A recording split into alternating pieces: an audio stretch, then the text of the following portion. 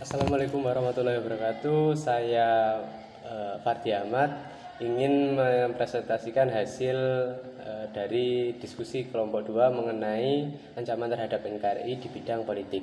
Di sini pengertian dari ancaman terhadap di bidang politik adalah segala tindakan yang mengganggu stabilitas pemerintahan dan merusak sistem demokrasi.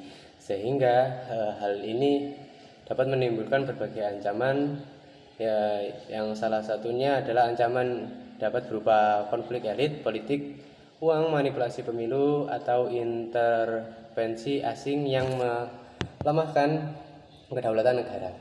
Nah, analisis dari kelompok kami yakni fenomena cebong versus kampret kemarin yang menggunakan isu sara untuk kepentingan politik, menyebabkan berita hoax dan propaganda melalui media sosial. Nah, di sini kita menganalisis bahwasanya ada dua sarana yang sangat digemari atau ditargetkan oleh pelaku-pelaku yang mengancam di bidang politik ini. Yang pertama, yakni dari secara langsung, dan yang kedua dari media sosial. Di sini kami berfokus pada analisis di bidang media sosial, di mana generasi muda saat ini sangat sering menggunakan media sosial sehingga dapat memiliki persentase tinggi untuk terpapar oleh berita hoax dan propaganda yang dilancarkan oleh oknum-oknum tersebut. Nah, dari analisis tersebut, kelompok kami memiliki beberapa penyelesaian yang yakni penguatan demokrasi melalui berbagai bidang, salah satunya bidang pendidikan.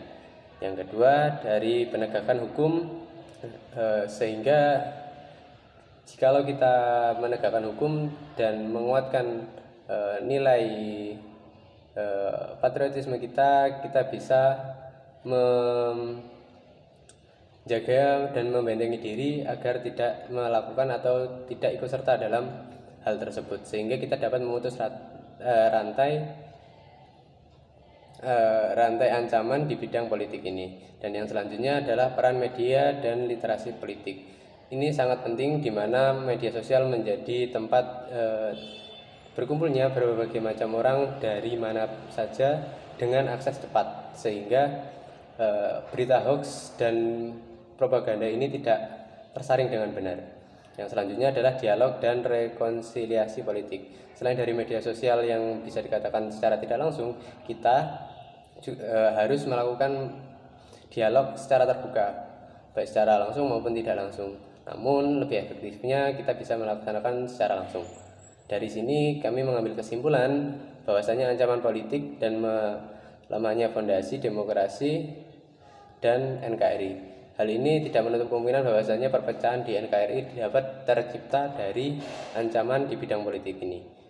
Nah, yang kedua, pencegahan perlu kolaborasi antara pemerintah, parpol, media massa, dan tentunya rakyat atau warga negara Indonesia ini. Tidak bisa hanya dilakukan oleh pemerintah saja ataupun hanya segelintir orang saja, namun perlu adanya kerjasama atau hubungan antar seluruh pihak agar terciptanya situasi dan kondisi yang benar-benar bersih dari ancaman terhadap politik. Dan yang terakhir, demokrasi sehat sama dengan NKRI kuat. Nah, ini benar karena negara Indonesia sendiri menjunjung nilai demokrasi yang cukup kuat, di mana segala keputusan dan penyelesaian masalah di Indonesia melalui demokrasi, seperti itu. Mungkin seperti itu saja dari kelompok 2, ada kurang lebihnya kami mohon maaf. Kami menerima setiap saran dan masukan dari kelompok 1. Terima kasih. Wassalamualaikum warahmatullahi wabarakatuh.